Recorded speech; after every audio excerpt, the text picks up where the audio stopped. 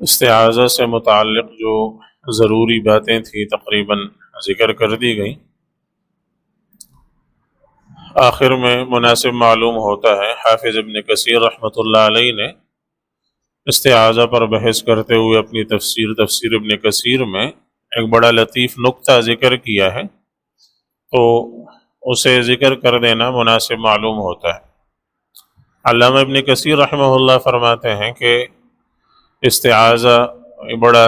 عجیب کلمہ ہے اور بڑا لطیف، بڑا باریک۔ اس کے ذریعے سے انسان اپنے منہ کو پاک کر لیتا ہے، جس کے ذریعے سے اس نے تلاوت کرنی ہے، اللہ تعالیٰ کے کلام کو پڑھنا ہے، تو تلاوت کے راستے کو، تلاوت کے اس آلے کو، تلاوت کے ذریعے کو وہ پاک کر لیتا ہے۔ اپنے دل کو وسوسوں سے اور لغویات سے، فضول چیزوں سے وہ پاک کر لیتا ہے اللہ تعالیٰ کی پناہ میں آ کر، اور اپنے آپ کو، دل و دماغ کو متوجہ کر لیتا ہے اللہ تعالیٰ کے کلام کے لیے، دل و دماغ کو متوجہ کر لیتا ہے تلاوت قرآن کریم کے لیے، اللہ تعالیٰ کی طرف متوجہ کر لیتا ہے، اور اس کے ذریعے سے انسان گویا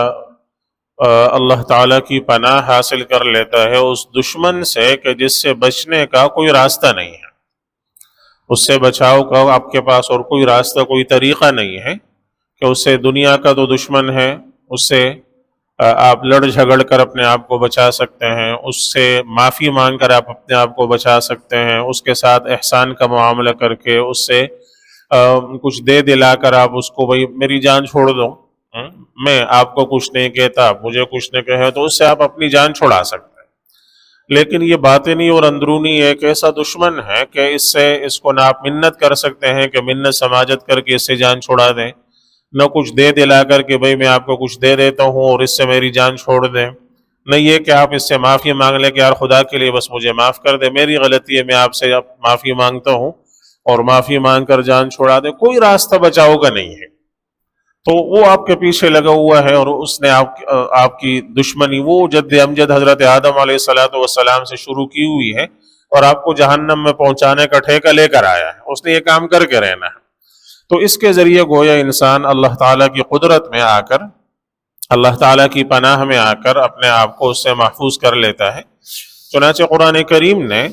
متعدد مواقع پر آپ صلی اللہ علیہ وسلم کو تعلیم دی، تو ظاہری دشمن اور باطنی دشمن کا ایک ساتھ ذکر کیا ہے،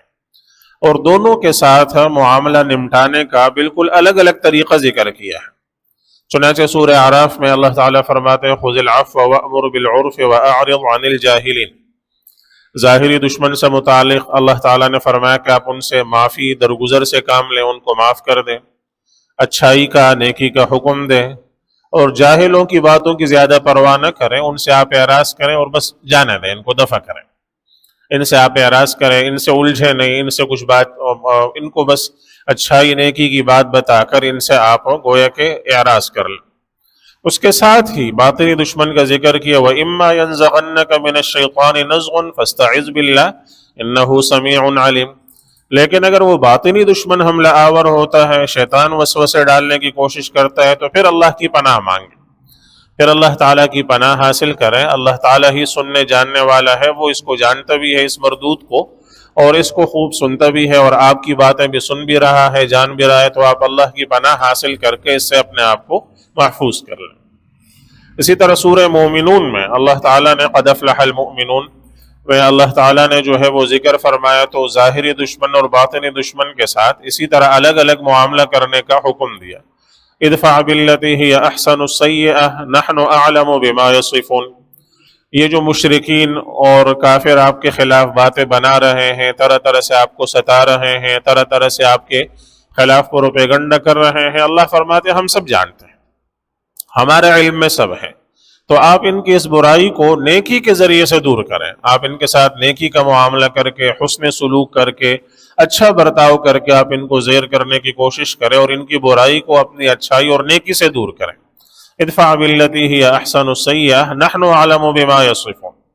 ساتھ ہی پھر باطنی دشمن کا ذکر فرمائے وَقُلْ رَبِّ أَعُوذُ بِكَ مِنْ ہَمَزَاتِ الشَّيَاطِينِ وَأَعُوذُ بِكَ رَبِّ أَنْ يَحْضُرُونَ۔ باطنی دشمن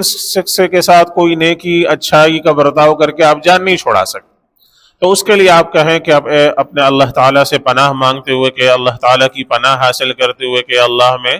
شیاطین کے کچوکوں سے اور ان کے میرے پاس آنے سے اور مجھے ورغلانے سے اللہ میں آپ کی پناہ مانگتا ہوں، آپ کی پناہ میں آنا چاہتا ہوں۔ اسی طرح سورہ حامیم سجدہ میں اللہ تعالیٰ نے دونوں ظاہری دشمن اور باطنی دشمن کا ذکر کیا، تو فرمایا لا تستوی الحسنۃ ولا السیئۃ ادفع بالتی ہی احسن فاذا الذی بینک وبینہ عداوۃ کأنہ ولی حمیم وما یلقاها الا الذین صبروا وما یلقاها الا ذو حظ عظیم، کہ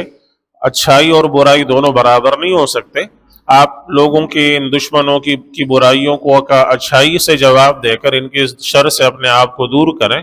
ان کے شر کو اپنے آپ سے دور کریں، تو آپ دیکھیں گے کہ جو آپ کا بڑا دشمن تھا، جب آپ احسان کا معاملہ کریں گے،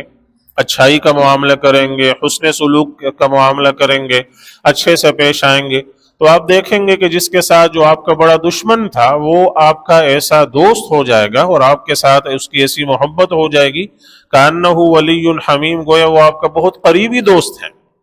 تو گویا کہ اس احسان میں اللہ تعالیٰ نے ایسا ایک جادو رکھا ہے کہ آپ دشمن کے ساتھ بھی احسان کریں، اچھا سلوک کریں، وہ بھی آپ کا دوست ہو جائے گا۔ لیکن یہ جو تدبیر ہے یہ اس مردود پر نہیں چلتی کہ آپ شیطان کے ساتھ اچھا سلوک کریں، اچھا معاملہ کریں، وہ آپ کا دوست ہو جائے، لہٰذا اس کے لیے الگ پھر وہی تدبیر بتائی کہ وَإِمَّا يَنزَغَنَّكَ مِنَ الشَّيْطَانِ نَزْغٌ فَاسْتَعِذْ بِاللَّهِ إِنَّهُ هُوَ السَّمِيعُ الْعَلِيمُ۔ اگر شیطان حملہ آور ہوتا ہے، وہ جو ہے وہ وسوسے ڈال کر آپ کو بہکانے کی کوشش کرتا ہے، تو اللہ کی پناہ حاصل کریں، اللہ تعالیٰ ہی سننے جاننے والے ہیں۔ تو یہ تین چار الگ الگ مواقع پر اللہ تعالیٰ نے ظاہری دشمن باطنی دشمن دونوں کا ذکر کیا۔ ظاہری دشمن کا ہر جگہ اللہ تعالیٰ نے ان کے ساتھ حسن سلوک کا، اچھائی کے ساتھ پیش آنے کا، نیکی کے ساتھ پیش آنے کا، اچھا معاملہ اور اچھا برتاؤ کرنے کا حکم دیا، اور اس باطنی دشمن کے لیے ہر جگہ یہی تدبیر بتائی کہ اللہ کی پناہ میں آ جائیں، اللہ تعالیٰ کی پناہ حاصل کریں، اس سے بچنے کا اور اس سے جان چھڑانے کا کوئی راستہ نہیں ہے، آپ کے پاس اپنے آپ کو بچانے کا کوئی طریقہ نہیں ہے۔ تو اس کے ذریعے سے گویا انسان اللہ تعالیٰ کی اس برتر اور بالا قوت کی پناہ میں آ جاتا ہے، چونکہ شیطان انسان کو دیکھتا ہے، انسان شیطان کو نہیں دیکھ سکتا، لہذا وہ چھپ کر حملہ کرتا ہے، وہ چھپ کر انسان کو بہکانے کی کوشش کرتا ہے۔ تو انسان اللہ تعالیٰ کی پناہ حاصل کرتا ہے، کر لیتا ہے، جو شیطان کو دیکھتا ہے اور شیطان اسے نہیں دیکھ سکتا، لہٰذا وہی جو ہے وہ انسان کی حفاظت کر سکتا ہے اور وہی انسان کو بچا سکتا ہے، محفوظ رکھ سکتا ہے، اور اس سے بچنے کا کوئی راستہ نہیں ہے، نہ کوئی اس کی منت ترلے کر کے آپ جان چھڑا سکتے ہیں، نہ کوئی اس کو دے دلا کر جان چھڑا سکتے ہیں، نہ کوئی اس سے معافی مانگ کر، نہ کوئی اس سے حسن سلوک کر کے، نہ کوئی اچھا کسی طرح جان نہیں چھڑا سکتا۔ تو اس سے بچنے کا یہی راستہ ہے کہ انسان اللہ تعالیٰ کی پناہ میں آ کر اپنے آپ کو اس مردود سے، اس ملعون سے محفوظ کر لیتا ہے اور اس طرح اپنے آپ کو بچا لیتا ہے۔ تو یہ بڑا اچھا نقطہ جو حافظ ابن کثیر رحمہ اللہ نے ذکر کیا ہے، اس پر استعاذہ سے متعلق بات کو ختم کر دیتے ہیں۔ ویسے تو ظاہر ہے کہ اللہ تعالیٰ کے کلام کی باریکیوں کو پوری طرح کون اس کا احاطہ کر سکتا ہے، پوری طرح کون بیان کر سکتا ہے۔ ایک امام راضی رحمہ اللہ نے اس استعاذہ پر تقریباً کوئی 100 صفحے لکھے ہیں، تو وہی پڑھ کر انسان کا سر چکرا جاتا ہے، اور ظاہر ہے کہ انہوں نے بھی سب کا احاطہ نہیں کیا ہے، اللہ تعالیٰ کے کلام میں باریکیاں اس سے بھی کہیں زیادہ ہیں۔ تو اس پر بات ختم کر دیتے ہیں، آگے انشاءاللہ پھر شروع ہوگا، ذکر ہوگا تسمیہ کا، بسم اللہ الرحمن الرحیم کا۔ اللہ ہم سب کو سمجھ کے اور عمل کی توفیق عطا فرمائے۔